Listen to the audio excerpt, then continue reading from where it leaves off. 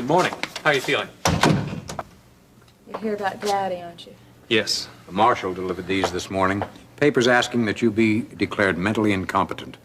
He can't do that, can he? He can try. I'm fine. Your competency or lack of it is not the immediate issue. Your father has succeeded in restraining the hospital from releasing you as planned. But you said that I'm well enough to leave here. Believe me, Mrs. Mason, we want you out of here as much as you want. So how much longer? Until psychiatric testing is completed per instructions by the court. Dr. Feldman can just tell them that I'm competent. Your father will hire his own psychiatrist. You mean another psychiatrist? An outside opinion. No! I just can't take it anymore!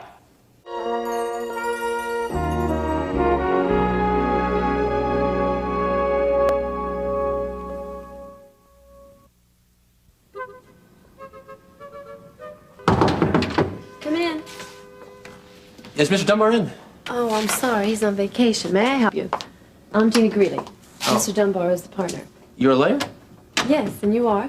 Oh, Russ Weaver. Please, sit down, Mr. Weaver. Tell me how I can be of assistance. Listen, maybe I better wait for Mitch to get back, huh? Oh, I'm handling all his cases. Okay. This might sound kind of strange. I need to find out if I'm married or not. Let me guess. It was a wild party on a moonlit night. More like a wild ride on a nightmare. Forgive me for my insensitivity. You must be deeply hurt. It's none of the man, if that's what you're thinking. I really don't know what it is until you tell me. Well, Becky and I were married, we thought. A little town about 40 miles from here, a place called Wakesfield. It was in the middle of the night by some guy who called himself a justice of the peace. What do you mean you thought?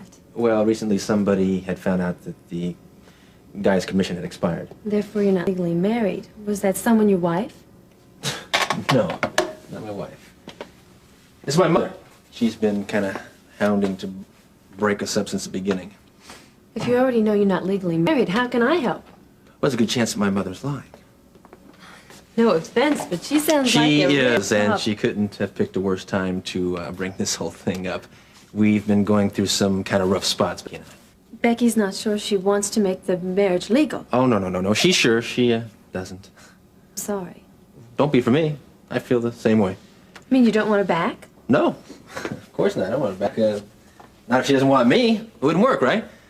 Besides, she's off chasing some fantasies of dreams of fame and fortune. All I need to know is if I need a divorce or not. Well, wouldn't it be a twist if I found out you two were really married? It just might do wonders for your relationship. Oh, I doubt that. You see, if I've learned anything from all of this, it's that it takes more than just a piece of paper to make a marriage. Call me. Yeah.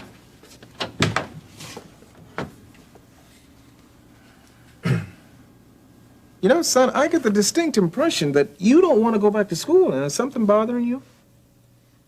I don't want to face everybody. I'm ashamed. Of what, Jimmy? Taking the money, running away. Jimmy, are you afraid of those boys that threatened you? Jimmy, you can't live in fear. Now, running from the problem doesn't solve it. I thought you learned that when you ran away. But, Dad, it's hard. I know, son, but doing what's right is often more difficult than copping out. But in the long run, it's better. I mean, your self-respect is worth it. Now, did running away make the problem go away? Did it make you feel better? No. And it never does. You see, facing failure sometimes is harder than facing the problem itself. I want you to lift that head up high and you look everyone straight in the eye and live this thing down. Okay? I'll try. Huh? I'll try. All right. And if those boys give you any more problem, you let me know. Here. And stealing's a cop-out, too. You tell me one thing. Why didn't you come to me before? Well, I wanted to, but you and Mom were arguing about her singing. And I didn't want to cause another problem and make her leave again.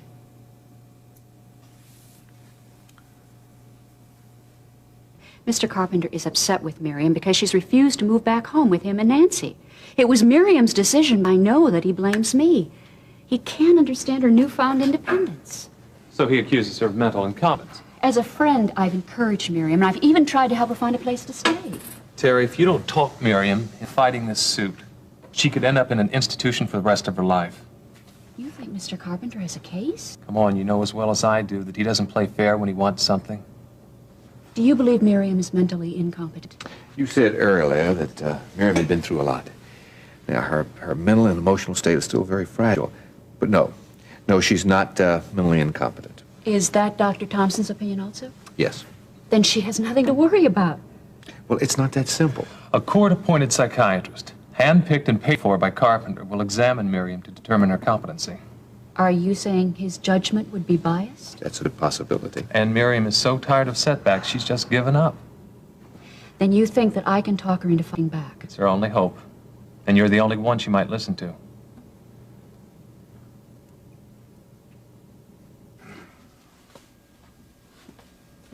I take it you two know each other. We bump into each other on occasion. What's he doing here? That's privileged information. Yeah, he's probably here to get alimony from his wife. My sister told me they split up. That's it, isn't it? Ask your sister. Well, maybe I will. He's bad news, you know. You better concentrate on your own problems. The county prosecutor wants an answer. Well, what's the question? The question is whether or not you're going to plead guilty or innocent to the DUI charge. And my options? Plead guilty, pay a $500 fine, and lose your license for 9 days. Great. How about innocent? We probably fight a losing battle, in which you'll probably pay a larger fine and go to jail. Great. Is that the best you can do?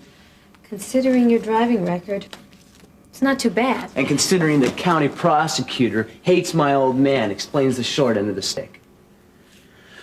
Oh, man. Okay. I'll plead guilty. At least you've done one right thing today.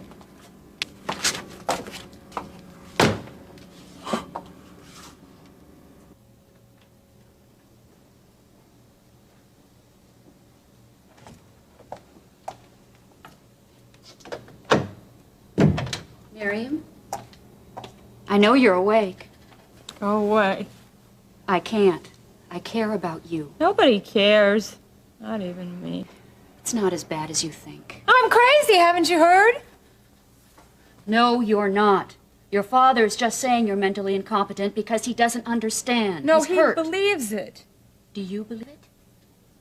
I don't know. I've heard when you're crazy, you don't even know it. Dr. Thompson and Ben don't think you are. Well, Daddy thinks they're incompetent, too. Don't let him do this to you, Miriam. You're getting better, not worse. I was only kidding myself. To think that I could make it on my own, to think I could start a new life. No, you're wrong. You can do it. Oh, Daddy, he always gets his way. I should just be a good little girl and do just what Daddy wants. That would have been mental incompetency. Now, you know it's crazy to move back with Nancy. All I know is that I'm confused. And I'm tired. I'm just very tired. It's not how you were feeling yesterday. You were hopeful and happy. It's no use. Why don't I just let them put me away? And I won't be a burden to anybody anymore.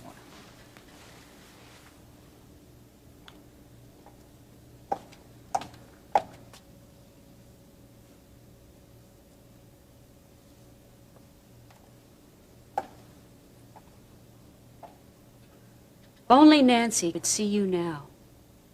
You're right where she wants you, weak, defeated. Nancy had nothing to do with this. Who do you think manipulated your father into stopping you from leaving this hospital? Or any hospital? You don't think it was his idea? Nancy has done everything she can to get you out of his life and out of her way. Everything from encouraging your drug addiction to trying to kill. But this time, you've given up fighting. You've given up the struggle. Nancy?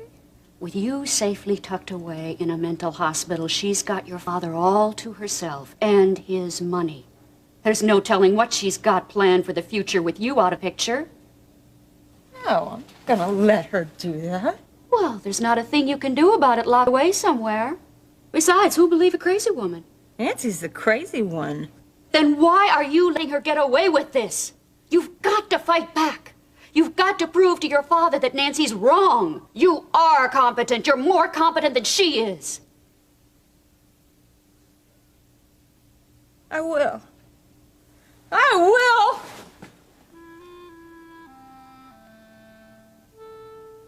will! Thank you. Thank you, Terry.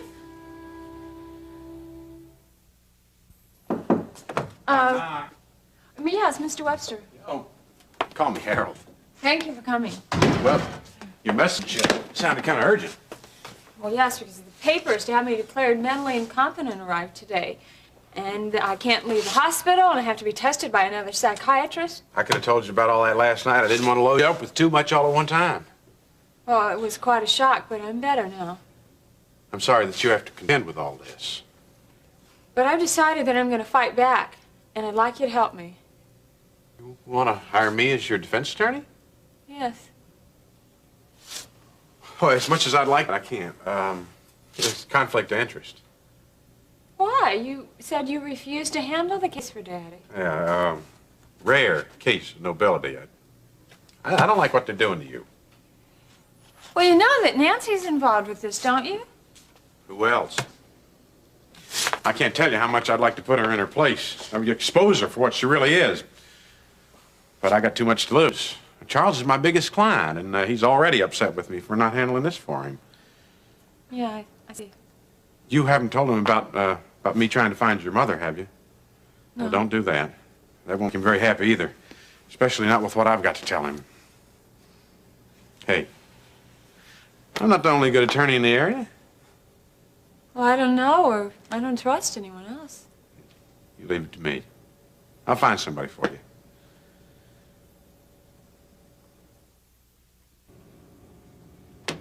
That was not the only thing going on either. I like business lunches like that. I can see that you did. Unfortunately, most of our material reps aren't that young or handsome. Yeah.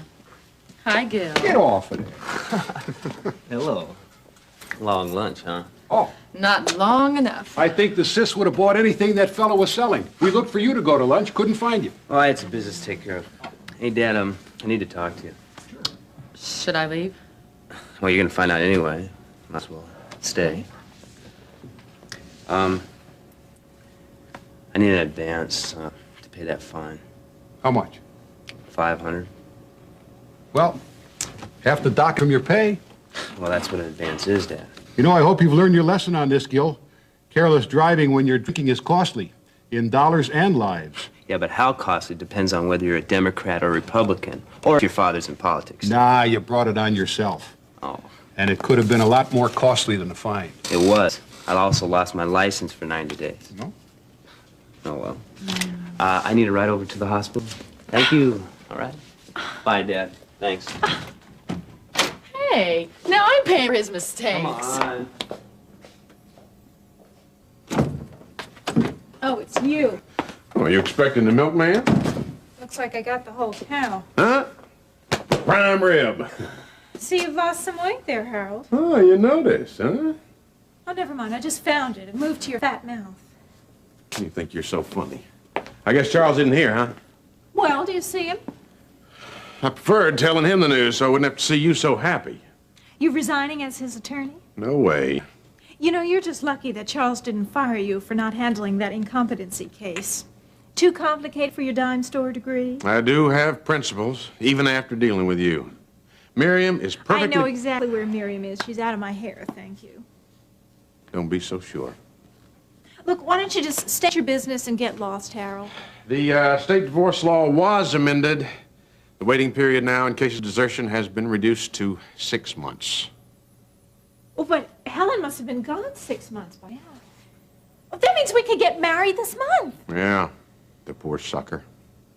Oh, admit it, Harold. You're just jealous of Charles. You've always wanted me. It was my good fortune that I was neither rich enough nor old enough for you. Besides that, I got a good heart, strong heart. What's that supposed to mean? You don't fool me. You hold your breath every time Charles has a chest pain. It's just because I don't want anything to happen. Not before the wedding. But I bet you got one heart-throbbing honeymoon planned. Good day, Harold. It was. Till I saw you.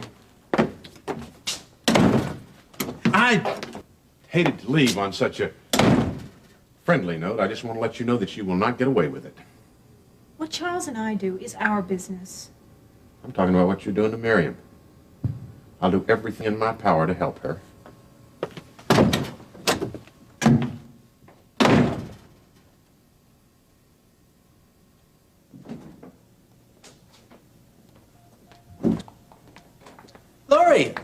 Russ! I was hoping I'd see you here.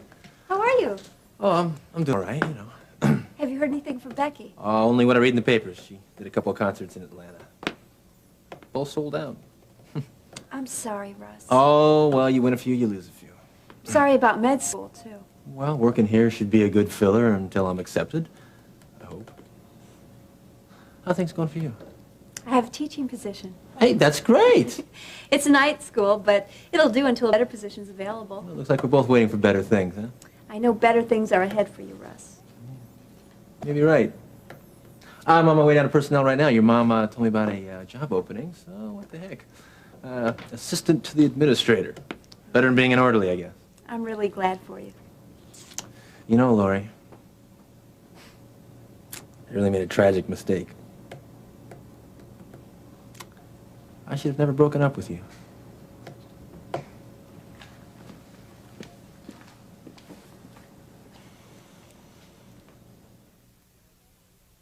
It's a beautiful day outside. Uh-huh. Daddy. Brought you some candy. I'll take that. I beg your pardon. All edible gifts must be examined before being given to this patient. Well, I never. It's a new rule, as of this morning. How are you feeling? Very sane, thank you. Is the candy a peace offering? Sort of. Mim, I'm really doing this for your own good. Daddy, I'm not going to sit back and let you and Nancy ruin my life. And I am not going to sit back and watch you ruin your own. I can make it on my own. There you go, disregarding reason again. I've never been more reasonable. You almost killed yourself, and may I remind you that I was the one who suggested you go out and try it on your own. But I cannot stand idly by now and watch you destroy yourself on drugs simply because you can't cope with life's pressures alone. I'm through with drugs. Until your first disappointment. I'm sorry, Mim, but you mean too much to me, and I just can't take that chance. So you think I'd be better off in a mental hospital? Mim, this hurts me deeply to have to do. And don't think I don't blame myself. You are what I made you. And you are what Nancy is making you. Now, don't blame our problems on Nancy. Not all of them, but almost most of them. That sounds a little bit like Terry Davidson talking. Believe it or not, Terry prays for Nancy.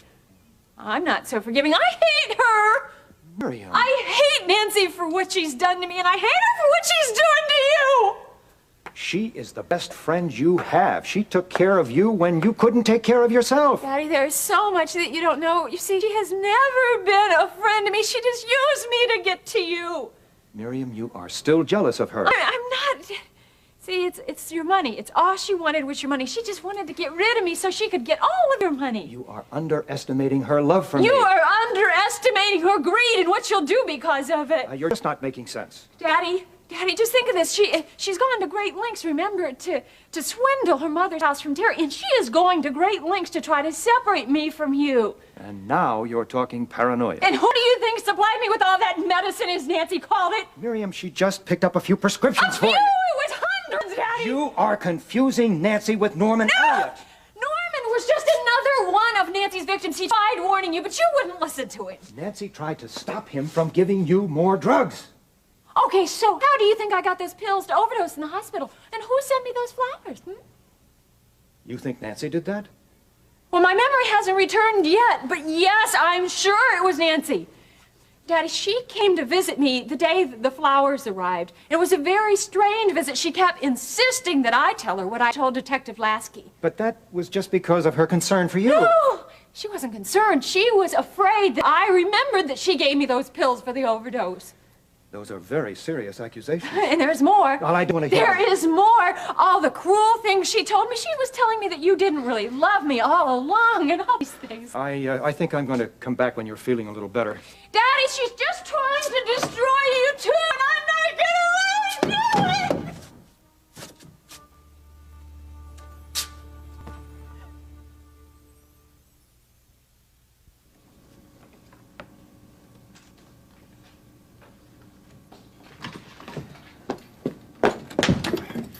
Charles, I have the greatest news. I could use some good news. Guess what? We could get married in 2 weeks. What? Yeah, Webster just dropped by. It turns out that the law for desertion has just been changed. It used to be a year's waiting, and now it's 6 months waiting, which means we can get married in 2 weeks. Well, is Harold sure? Well, he wouldn't joke about something like that. Isn't this exciting? Well, yes, I'm excited about it. I'm a little surprised, that's all. Well, listen, we'll have to make honeymoon reservations as soon as possible, but why don't we discuss it over dinner? Wait a minute, not so fast. Hollister Mall is at a crucial point. Well, Webster can take care of that. Are you all right, Charles? Oh, I feel fine, I feel fine. Well, listen, 2 weeks isn't a lot of time to put together a wedding, but I'm sure I can do it. What about Miriam? Well, what about her? She's in safe hands. And I can take your mind off of Miriam.